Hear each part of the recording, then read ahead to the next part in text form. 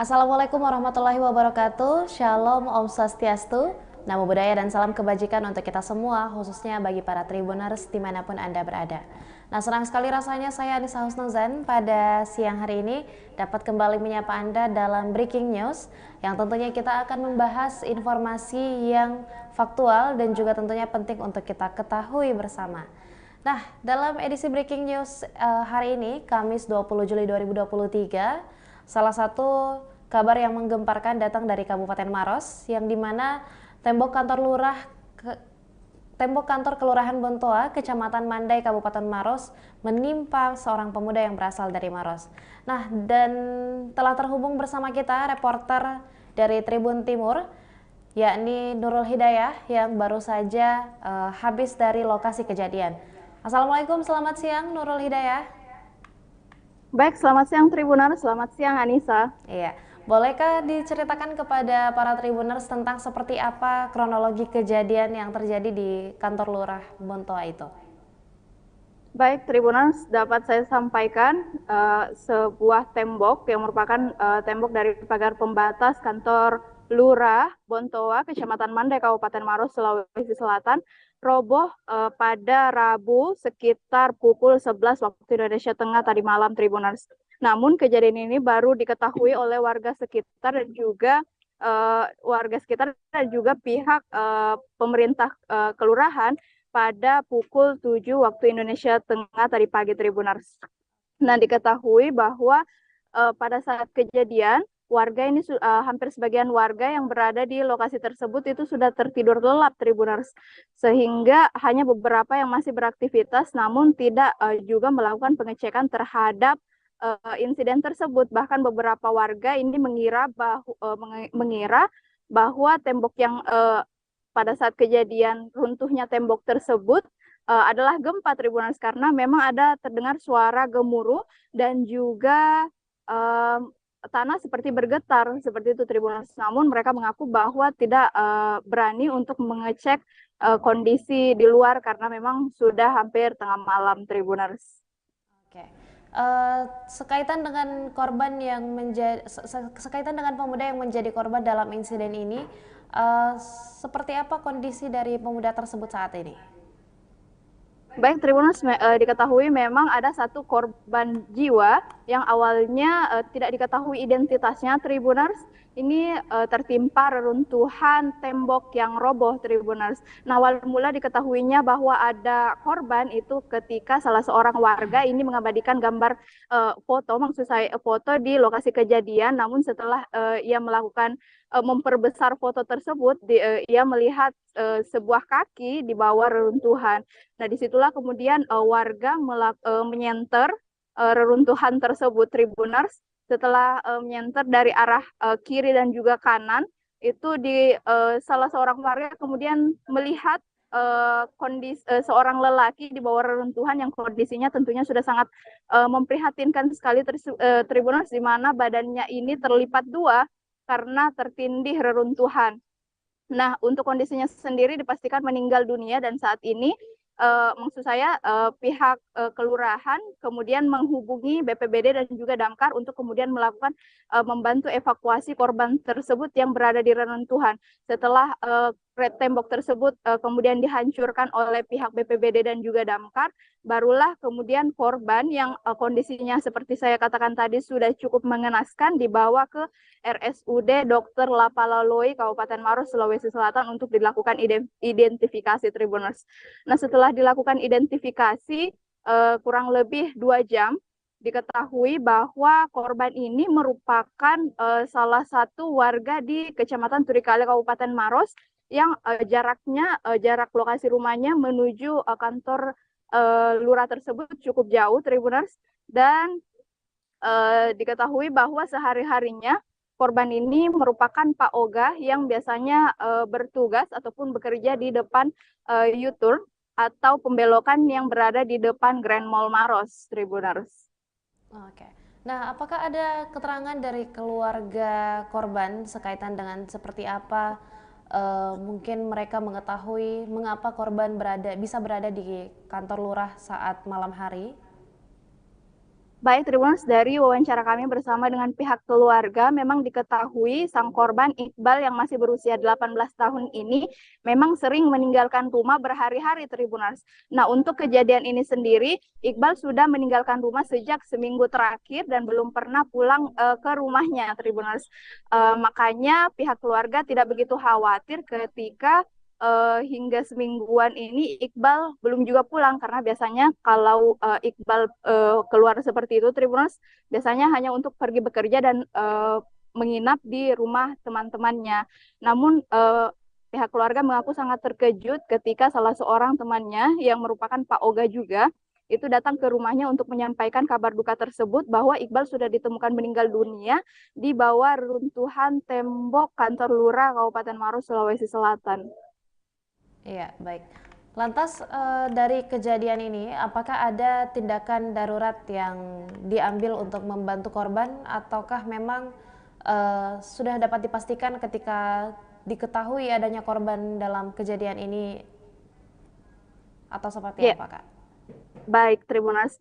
Seperti yang saya katakan tadi, memang pada mulanya insiden ini tidak diketahui bahwa ada korban jiwa, namun setelah salah seorang warga tersebut mengambil foto dan kemudian memperbesar foto tersebut, diketahui, kemudian ketahuanlah bahwa ada sebuah kaki di bawah reruntuhan tersebut, Tribunas. Nah, setelah itu warga sekitar kemudian menyenter ke bawah reruntuhan tersebut dan kemudian terlihatlah bahwa seorang lelaki maksud saya seorang lelaki tanpa identitas berada di bawah reruntuhan tersebut dan dipastikan kondisinya sudah meninggal dunia.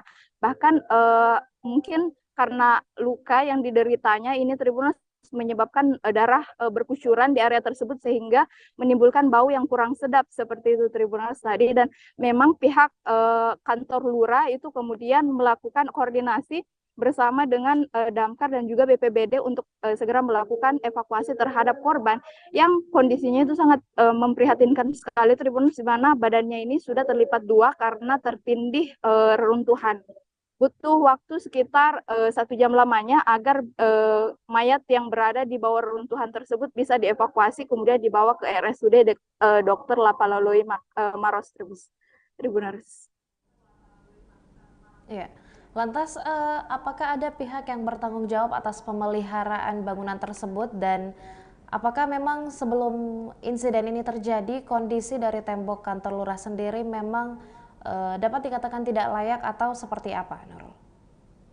Baik, Tribuners, untuk kondisi dari kantor lurah ini memang sudah sangat tua sekali. Dari penuturan lurahnya saja diketahui bahwa tembok tersebut berusia sekitar 25 tahun.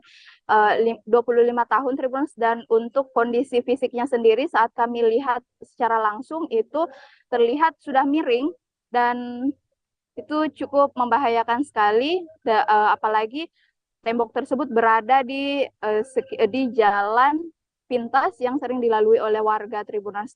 Belum ada pihak yang diklaim untuk bertanggung jawab atas insiden ini Tribunans, namun pihak kepolisian sendiri sudah melakukan olah TKP di lokasi tersebut untuk mengetahui kronologis lebih lanjut Tribunans. Iya, lantas apakah ada respon terbaru ataupun mungkin updatean tentang siapa yang kemudian akan bertanggung jawab tentang pemeliharaan kembali, dan seperti apa operasional dari kantor lurah sendiri pada hari ini, mengingat adanya insiden ini tentunya mengganggu kantor lurah sebagai salah satu tempat untuk bekerja. Lantas seperti apa solusi dari kelurahan ini sendiri? Baik, Tribuners, dari hasil wawancara kami tadi bersama dengan Lurah Bontoa yang mengatakan bahwa saat ini pihaknya sudah melakukan koordinasi dengan pihak PU Maros untuk kemudian melakukan perbaikan sesegera mungkin terhadap tembok pagar pembatas tersebut. Nah, untuk aktivitas di kantor lurah sendiri masih berjalan normal, Tribuners. Masih ada beberapa warga sekitar yang melakukan pengurusan surat di kantor di kantor lurah tersebut, Tribuners. Namun memang tadi di sekitar kantor lurah tersebut banyak sekali warga yang datang untuk melihat proses evakuasi terhadap korban yang berada di reruntuhan tersebut. Namun untuk saat ini, hingga siang ini, aktivitas pemerintahan di kantor lurah tersebut masih berjalan normal, Tribuners. Ya, baik, terima kasih. Nah, selanjutnya para Tribuners kita juga akan menyaksikan sesi wawancara terhadap keluarga korban atas nama Iqbal yang menjadi korban dari runtuhnya kantor lurah yang ada di Kabupaten Maros, khususnya di Lurah Bontoa, Kecamatan Mandai. Korban ini korban sudah menikah. Belum ya? Ada nih 30 umurnya. Masih baru. Oh, itu mau pensiun kayaknya Nata. Kak, itu katanya pekerjaan sehari-harinya apa? Katanya tadi ada yang kerja sebagai Pak Oga ya? Di mana Ki biasa? Iya. Di mana biasanya, Bu? Oh, di Grandmall. masih muda cuman polisi itu. Ada di depan Toyota itu. Iya. Oh, biasa ada di sini. Kemarin depan Toyota dia tuh. Toyota ke sini. Toyota. Tapi Pak, Ibu setiap hari memang keluar pergi kerja begitu, Ibu. Tapi ini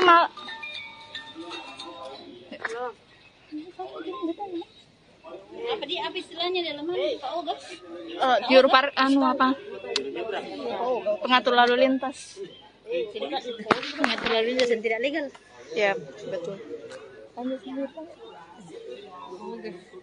Tapi biasa aja beda enggak pulang begitu, Bu. Biasa memang bermalam di luar. Termasuk saudaranya. Keponakan. Oh, Keponakan. Keponakan. oh, Dia tantenya. Kak, tapi dekat lagi sama dia. di mana tinggalin, Bu? Dekat di depan di jalan raya dia, saya lorong. Di mana kini rumahnya? Jalan Bapak dari Taka depan Masjid Tamerul. Oh, tapi memang semalam itu dia izin kemana waktu keluar itu? Berapa hari tidak pulang? Oh, sejak kapan? Tidak tahu, pindah lama ini ada baru-baru di rumah 1 minggu yang lalu. 1 minggu yang lalu. Biasanya kalau keluar begitu dia menginap di mana? Di temannya. Oh, di rumah. Biasa enggak pulang. Iya. Jadi keluarga tidak terlalu khawatir ketika kemarin tidak ada.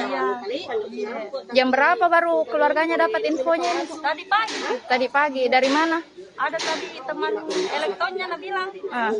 Dapat info jadi ke rumah sana tanya bilang mau balik. Dia ke rumah tak mengabarkan ada itu. Datang di rumah. Ini kalau ini Iqbal sendiri, Bu, berapa bersaudara? Dua bersaudara. Dia anak pertama. Oh, memang tidak sekolah? Putus sekolah? Enggak sekolah. Iya, tamatnya SMA. Putus sekolah ya. SMP.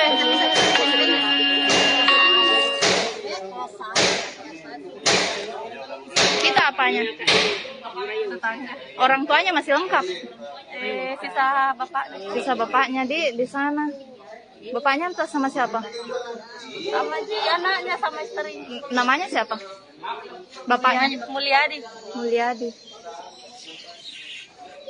Oh, jadi memang sering keluar di. Iya, jadi tidak khawatir jadi karena selalu keluar toh. Ya. Belum ada di pulang. Ya. Walaupun 2 hari 3 hari. Iya. Kalau ini sudah berapa hari kira-kira 3 hari ada.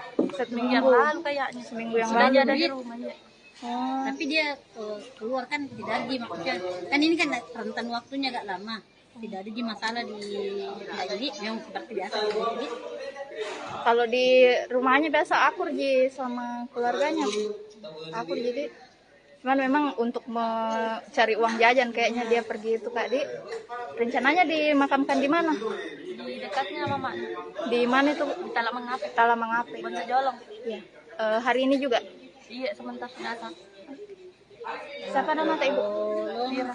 Siapa? Vira. Vira. Tante Tante. dari bapaknya Ki. Bapaknya. Saudaranya bapaknya sepupunya. Adiknya bapaknya. Wah, Tribunan seperti itulah suasana di kamar jenazah RSUD Dr. Lapaloloi. Saat ini pihak keluarga korban yang tertimpa reruntuhan sedang menunggu proses pembersihan jenazah Tribuners.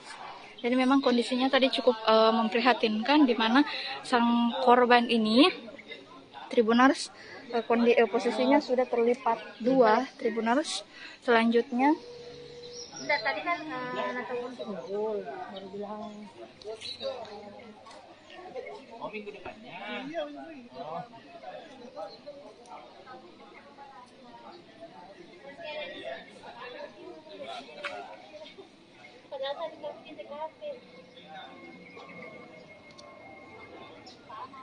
Oke, Tribuners, itu wawancara kami bersama dengan keluarga korban. Jadi memang sehari-harinya si Iqbal ini, Tribuners, yang berusia 18 tahun itu bekerja sebagai pengatur lalu lintas ilegal atau PAOGA. Nah, Tribuners, biasanya kata keluarganya ini memang sering keluar dalam rentan waktu berhari-hari seperti itu. Selanjutnya baru pulang ke rumahnya. Makanya keluarganya tidak begitu khawatir ketika Iqbal keluar bersama temannya, Tribuners. Kenapa, Kak? ya ibu kan sayang di sini yang kota aku. Ke kantor misalnya kalau mau. Jangan udah. Lengkap nih dari yang Gimana? rumah sakit. Itu kulihat dari STF. Tapi itu juga jam segini, legam seluruh wajah. Aman-aman. Nah, Tribuners, seperti inilah suasana di kamar jenazah. Saat ini pihak keluarga masih menunggu proses pemeriksaan yang dilakukan oleh tim Inavis dan juga Tribuners. Nantinya setelah pemeriksaan selesai, pihak keluarga akan membawa Iqbal untuk kembali ke rumahnya, segera disemayamkan.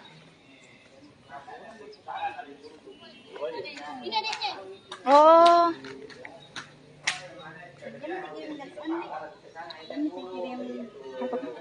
Fotonya dia.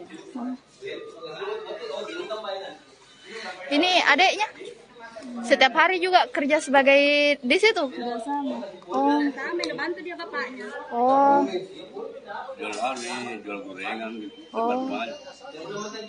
Yang depan Masjid Takmirul yang pinggir jalan itu ya, Kak? Tahu isi nih, kan deretan tahu isi kayaknya di situ iya. Bisa kirim. Ada bisa kirim kan? Iya. Dua. Ini adiknya. Umur 18, Dek. Masih sangat muda. Kita berapa umur tak, Dek? Berapa umur misalnya? Berapa umur? Oh, berapa tahun tadi?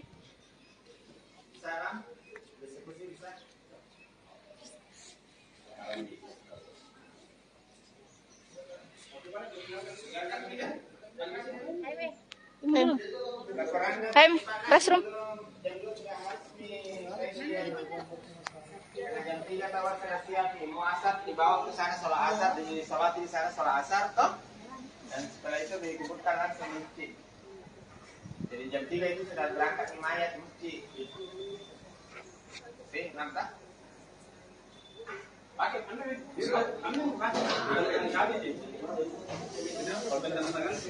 laporkan sama bos komandan langsung ini ada beliau. Mana laporkan itu.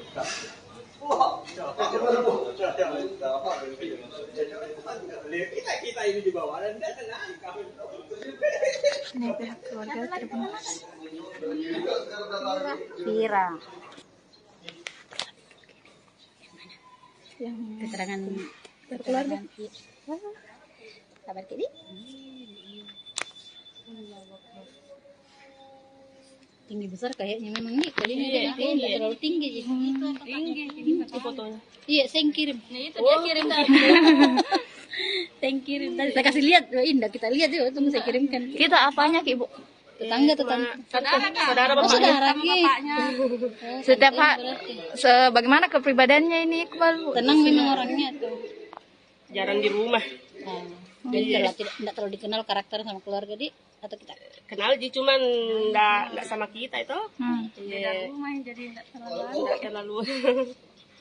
Gitu deh. Kirim kalau dulu bentar.